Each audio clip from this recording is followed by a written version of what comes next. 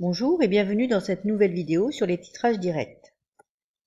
La différence par rapport au titrage par étalonnage, c'est qu'ici, on met en jeu une réaction chimique entre une espèce attitrée, donc on cherche à déterminer sa concentration, et une espèce titrante dont on connaît la concentration. Donc cette réaction chimique doit être totale, ça veut dire que tous les réactifs sont consommés, il n'y a pas d'équilibre chimique. Rapide, ben oui évidemment, on ne va pas attendre je ne sais pas combien de temps pour faire réagir, et unique, ça veut dire qu'il n'y va pas y avoir plusieurs réactions qui se font au même moment. Donc en général, voilà le type de montage. Donc ça c'est la compétence exigible, c'est de connaître le montage d'un titrage et savoir la noter.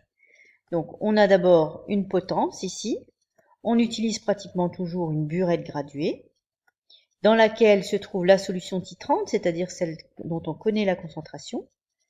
On a un Bécher ou alors un Erlenmeyer, mais on verra suivant les cas pourquoi on utilise l'un ou l'autre. On a une solution qu'on dit titrée, donc lorsque on a réalisé le titrage, mais avant elle est attitrée. Ensuite on a une sonde, qui peut être une sonde pH métrique ou une sonde conductimétrique. Un turbulent, avec l'agitateur magnétique, et on a donc un appareil de mesure, soit un pH mètre, soit un conductimètre. Si maintenant on réalise un titrage de type colorimétrique, donc là on regarde à l'œil nu une variation de couleur, on n'aura pas d'appareil de mesure de ce type-là ici, et on pourra éventuellement utiliser à ce moment-là, à la place du Bécher, un Erlenmeyer.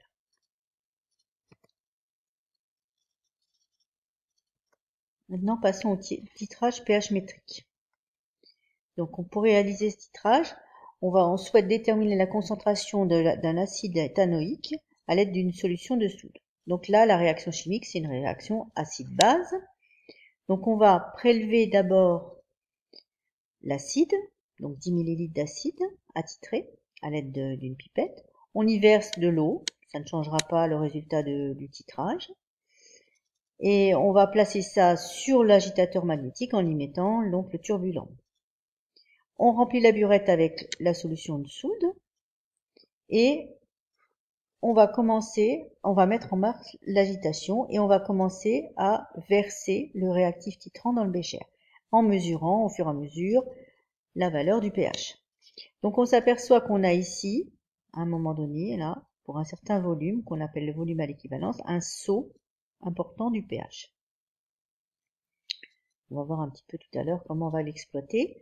Donc ensuite on range, on éteint le pH mètre, on arrête l'agitation, on rince l'électrode, on protège la sonde de mesure et on range le pH mètre. Voilà. Maintenant on peut exploiter la courbe qu'on a obtenue. Donc on a une courbe de pH en fonction du volume de la solution de soude versée. Donc à l'aide d'un tableur on peut faire tracer la variation de pH en fonction du volume. On s'aperçoit qu'on va avoir un saut très important, une variation très importante de pH au moment où on a un volume particulier qui s'appelle le volume de l'équivalence, ici, qu'on appellera VBE. Et lorsqu'on est à ce saut important, on a la variation de pH qui est très importante. Et c'est comme ça qu'on repère le volume à l'équivalence. Une autre méthode consiste à utiliser les tangentes. Une première tangente avant le saut, une deuxième tangente après le saut. Ensuite, une perpendiculaire ici. On prend le milieu et on trace de nouveau une droite. Et là, on coupe la courbe au niveau du volume. Et on peut repérer aussi de ce côté-là le pH. Et la concentration en acide éthanoïque qu'on cherche, ce sera CB, donc concentration de la soude, fois le volume sur VA. Et on va revoir ça en détail un peu plus loin. Pour le titrage conductimétrique, donc même principe, donc là cette fois-ci on veut titrer une solution d'acide chlorhydrique avec une solution de soude, et là mais on va mesurer la conductimétrie.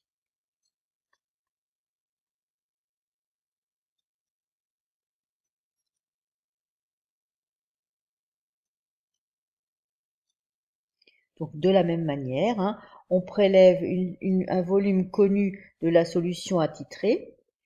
On verse aussi un petit peu d'eau distillée, qui ne modifie toujours pas le résultat du titrage. On remplit la burette avec le réactif titrant, de la même façon que tout à l'heure, et on dépose le bécher muni de la turbulence sur l'agitateur, et on introduit la cellule de mesure dans le bécher. On met l'agitation en marche, et on commence à mesurer la conductivité pour différentes valeurs du volume versé. Donc là, on verra, il y a différents types de courbes, mais en général, il y a une cassure dans la courbe. Donc on éteint le conductimètre, on arrête l'agitation, on rince la cellule et on range tout le matériel. Et ensuite, on va exploiter cette courbe. Donc on voit qu'il y a une cassure ici. Donc pour trouver le volume qu'on cherche à déterminer, le volume VB à l'équivalence, eh ben on prendra l'intersection des deux droites de chaque côté. Et à ce moment-là, on va déterminer de la même façon la concentration inconnue. On peut vous demander, dans un exercice de bac, de déterminer les ions qui sont en présence. Donc, étudions le titrage fait précédemment avec une solution d'acide chlorhydrique que l'on verse dans une solution de soude. Donc, essayons de déterminer à quelle courbe va correspondre ce titrage.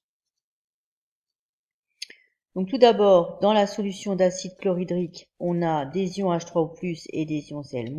Dans la solution de soude, on a des ions OH- et des ions Na+. Et la réaction qui a lieu, c'est bien la réaction entre l'acide et la base. Donc H3O+, plus OH- donne 2H2O. Donc, avant l'équivalence, on avait déjà dans la solution attitrée des ions NH, Na+, et des ions HO-. Lorsqu'on verse des ions H3O+, les ions HO- diminuent ici.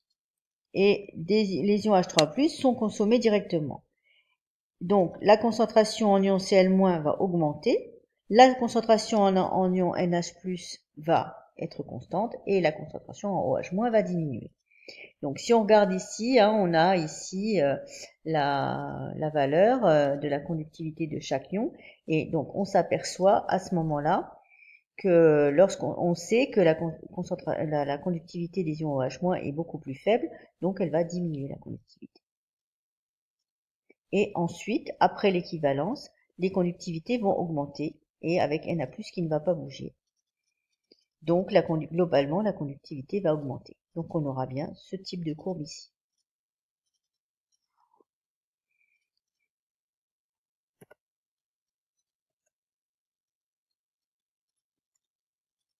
Étudions maintenant un titrage colorimétrique, titrage de type oxydoréduction. Dans ce cas-là, on a des solutions, une solution d'oxygéné incolore, une solution de permanganate de potassium. On prélève la solution d'oxygéné attitré, on lui verse de nouveau de l'eau distillée qui ne modifie pas le résultat du titrage, et on va verser, à l'aide de la burette, la solution de permanganate de potassium, de concentration connue, dans le bécher muni du turbulent. Et on peut interposer une feuille de papier blanc pour bien voir le changement de couleur. On verse progressivement le réactif titrant dans le bécher et on observe la couleur du mélange. Donc on note le volume de réactif, 9 ml, ici 8 ml, pardon. Et on recommence le prélèvement avec la burette. Et à ce moment-là, on va le faire beaucoup plus précisément puisqu'on connaît à peu près la valeur. Donc on recommence le titrage en versant directement 8 ml. Et ensuite, on verse goutte à goutte jusqu'à obtenir persistance de la couleur. Et donc on lira là, pour le coup, directement la valeur du volume à l'équivalence, sans avoir à tracer une courbe. Alors, parlons maintenant de cette équivalence. Donc, comment est-elle définie? Comment va-t-on chercher la concentration inconnue? Donc, à l'équivalence, les réactifs ont été introduits en proportion stoichiométrique, c'est-à-dire qu'on a introduit autant de chaque réactif. Voilà. Donc, si on considère une équation de type A grand A plus B grand B égale C grand C plus D grand D, eh ben, on peut dresser le tableau d'avancement d'une telle réaction. Donc, à l'instant initial, pour l'avancement initial, on avait une certaine quantité du réactif inconnu, qui peut être par exemple celui-ci, et une certaine quantité de l'autre réactif, et on n'a pas de produit. Au bout d'un certain temps, on a consommé A fois X et B fois X ici, etc. Donc, dans notre cas, on obtient à ce moment-là, lorsqu'il y a proportion stoichiométrique, Na moins AX max égale NB moins BX max égale 0, donc il n'y a plus de réactif du tout. Et à ce moment-là, on peut écrire que Na sur A égale NB sur B. Donc, si on passe maintenant, on passe aux concentrations, on remplace la quantité de matière Na par CAVA, NB par CBVB, et voilà ce qu'on obtient. Donc, on obtient alors, sachant que le volume VB qu'on cherche, c'est ce qu'on appelle le volume d'équivalence, on aura la concentration Ca que l'on cherche, ici, qui sera égale à A fois CBVE sur B fois VA. Donc, très souvent, A et B valent 1. Donc, on aura Ca égale CBVE sur VA. On verra ça dans les exemples. Alors, que faut-il retenir? Lors d'un titrage d'IRR, la solution à dosée A est placée dans un bécher. On parle de réactif titré ou atitré. Et on fait réagir avec une solution de concentration connue B, appelée réactif titrant, placée dans la burette graduée. La réaction dite support de titrage, choisie, doit être totale, pour faire disparaître totalement l'un des deux réactifs, rapide, pour que chaque goutte de réactif titrant en contact avec le disparaisse immédiatement, et unique, donc non perturbée par des réactions parasites qui impliqueraient de nouveaux produits. Alors, il existe plusieurs types de dosage, mais le dosage colorimétrique, il y a changement de couleur du milieu réactionnel, ou alors changement de couleur d'un indicateur coloré, qu'on aurait pu mettre. Et les dosages nécessitant le tracé d'une courbe sont les dosages pH métriques pour les réactions acide-base et les dosages conductimétriques pour les réactions de type des réactifs ioniques. À l'équivalence, la totalité des réactifs titrants et titrés sont consommés. En d'autres termes, le réactif titrant a été versé en proportion stoichiométrique par rapport à l'équation bilan pour que le réactif titré ait totalement disparu dans le bécher. Et on obtient Ca égale ACBVE sur BVA. Alors, maintenant, ce qu'il faut savoir absolument, c'est annoter un montage de type titrage direct, donc avec la potence, le bécher ou un Erlenmeyer, un turbulent, l'agitateur magnétique, la burette dans laquelle se trouve la solution titrante de concentration connue, les appareils de mesure le cas échéant, si on ne fait pas un titrage colorimétrique, on ferait à l'œil nu, avec leur sonde, dessinée ici, et ici noter la solution titrée ou atitrée, si jamais on estime qu'on n'a pas encore fait le titrage. Voilà. Donc, maintenant la méthode des tangentes.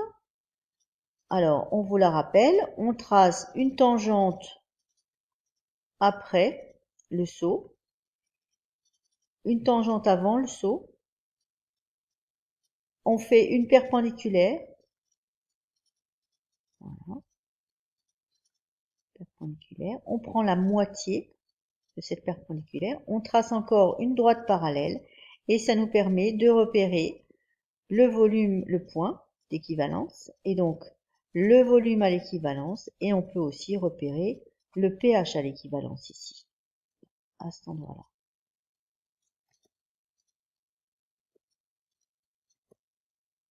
Alors, lorsque c'est une équivalence de type titrage conductimétrique, on trace une droite suivant les premiers points, donc avant l'équivalence, on trace une deuxième droite après l'équivalence, et le point d'intersection, c'est le point d'équivalence, et on repère le volume VE comme ça. Merci de votre attention, et à bientôt.